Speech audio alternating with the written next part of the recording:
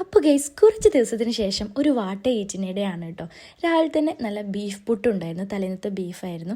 അത് വെച്ച് രാവിലെ അമ്മ നല്ല അടിപൊളിയായിട്ട് ബീഫ് പുട്ട് ഉണ്ടാക്കി തന്നിട്ടുണ്ടായിരുന്നു. പിന്നീട് നേരത്തെ ഒരു ചെറിയ കേക്കിൻ്റെ പീസ് കഴിച്ചിട്ടുണ്ടായിരുന്നു. പിന്നെ ഉച്ചയ്ക്ക് ഇതായിരുന്നു, നല്ല സാമ്പാറും ഇടിച്ചക്കുപ്പേരിയും മീൻ പൊരിച്ചതും അതുപോലെ തന്നെ അച്ചാറും പിന്നെ മമ്പയർ ഉപ്പേരിയും ഉണ്ടായിരുന്നേ. ഇതായിട്ട് അടിപൊളിയായിട്ട് ലഞ്ച് കഴിഞ്ഞു.